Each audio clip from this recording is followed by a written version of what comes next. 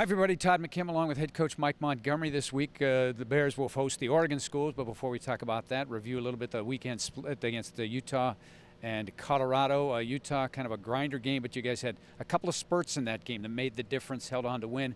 And in the Colorado game, it was literally a tale of two halves. It was like the first half and the second half were completely different games. You mean you're not going to ask me what we said at halftime and why we shot the ball better second half?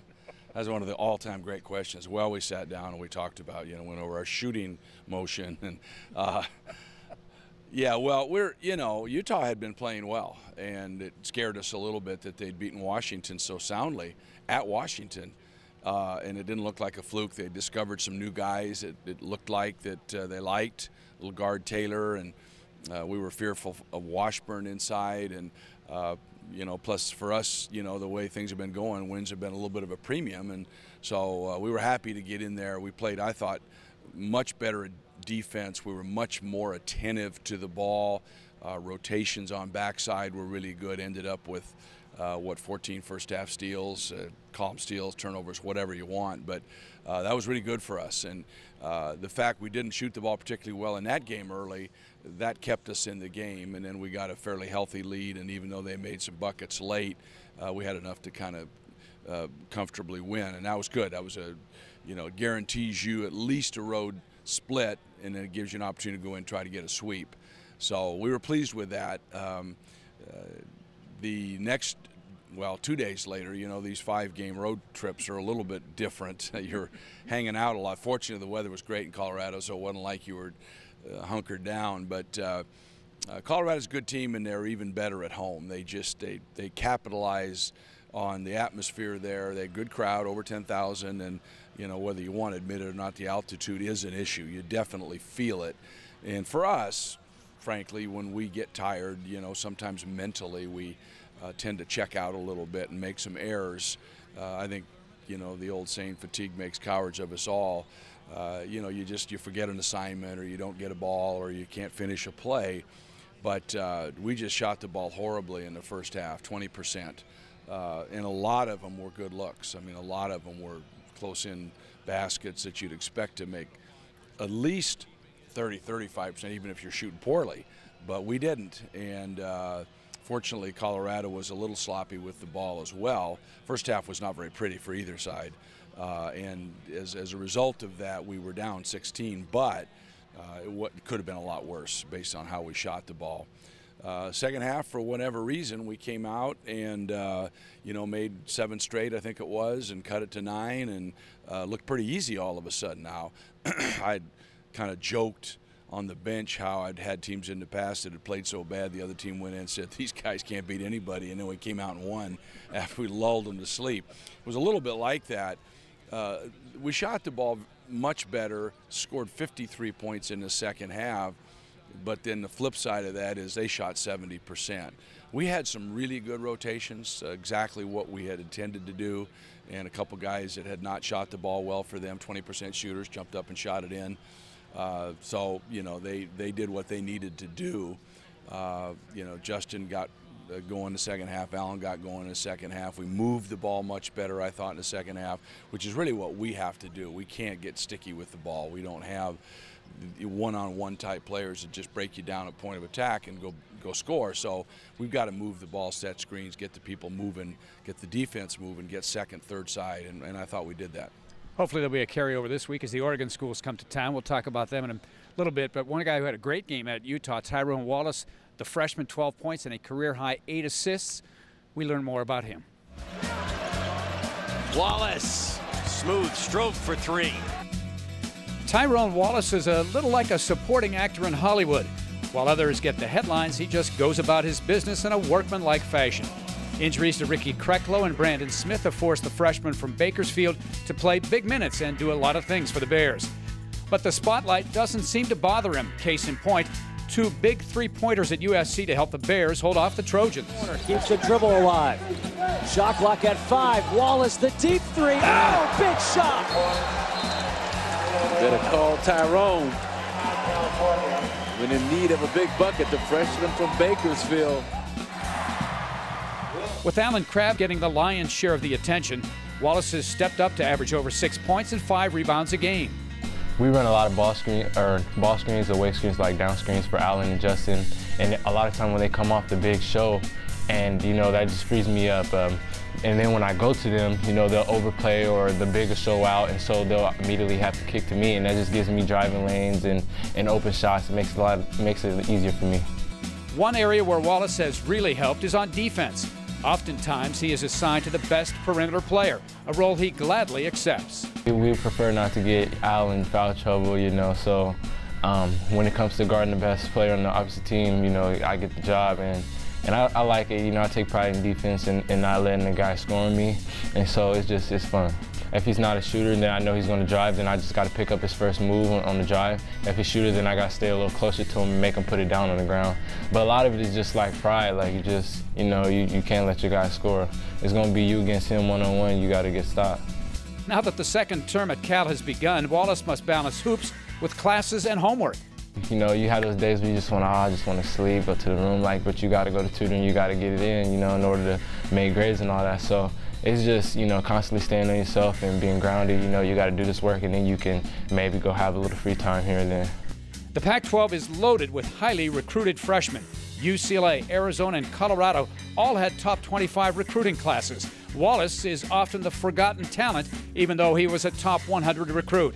Although he would like the attention, it doesn't seem to faze him at all. That's definitely something that I want to do. You know, I want to go out there and play good so I can prove myself. But at the same time, I don't really let it get me down if I'm not getting as much praise as the other guys do. You know, so I just go out there and play.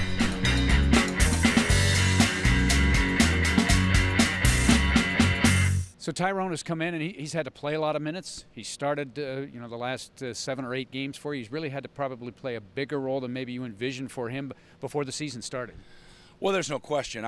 You know, you love freshmen, but in a perfect world, they shouldn't have to come in and assume as much responsibility as Ty's had to assume. I'm sure it's fine with him. But if you're a real good basketball team, freshmen are still going to do freshman things and be a little more inconsistent. They're not as mature. They're not as strong. They've not played at this level. But he's done a really good job. He's been a little spotty shooting-wise. He'll get tricked every now and again, which, again, you would expect from a freshman. But he's been really good. It doesn't bother him much. He'll go rebound the ball. He passes the ball well when he can get some penetration.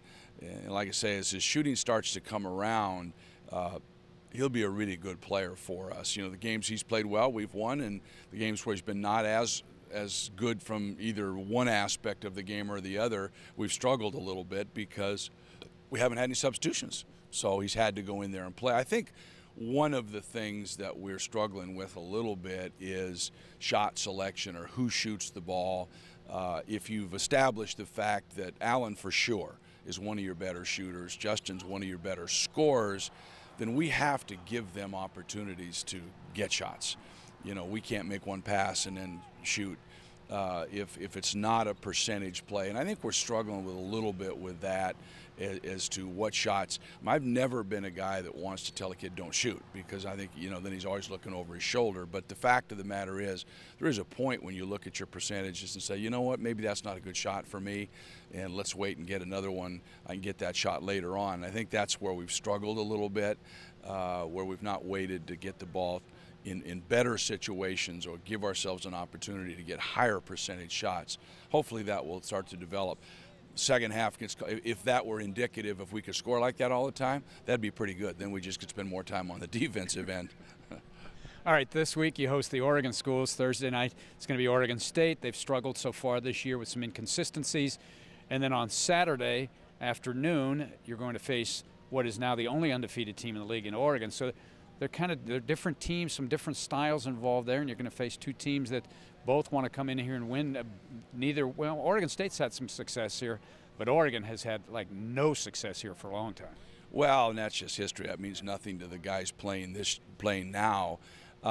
Oregon State is not bad. They've been a little bit snake bit. They've been in some close games and lost, haven't exactly found out. Moreland was out for 3 games as a result of a. He's a guy that's got tremendous length and really makes their 1-3-1 defense work. And that 1-3-1 defense has caused people a lot of problems. They don't do it for 40 minutes, but they'll pop it at you at an inopportune time when maybe they can catch you and run off 6, 8, 10 points. Might be enough for them to win, but his length is incredible.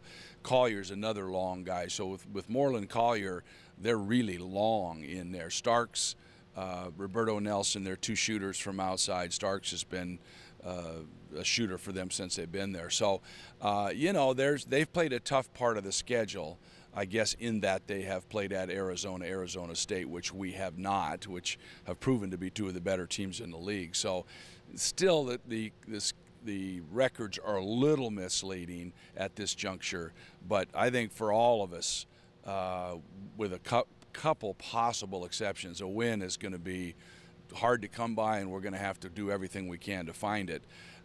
Oregon, on the other hand, they've gotten off to a great start. You know, you'd have to say they're in the catbird seat simply because they won't play what would arguably be the best other two teams in the league other than themselves in UCLA and Arizona. They've played them and beaten them.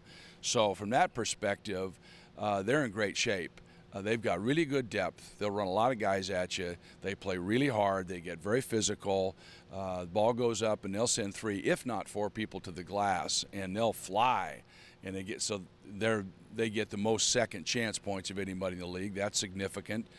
They did lose a guard, Dominic Artist, who's from the local area here, has, I don't know what, but something with the foot, so he's out, and that'll hurt him. That will hurt them a little bit, I think, at some point. But Dana's done a good job. I mean, they know what they want to do. They know what their objectives are. They change defenses. They press. They play with great energy. They get very physical because they don't have to worry about fouls, and you know, because they can run another guy in there. They got 2 7-footers inside that can score. Solid basketball team. Good basketball team. And right now, you know, looks like a team that has a real good chance to win the conference title. And a reminder, on Saturday, gold out. So the first 8,000 fans that come in attendance will get a gold T-shirt. So we want to see all out here this weekend, Thursday and Saturday against the Beavers and the Ducks. Thanks a lot, Coach, and we'll talk to you next week.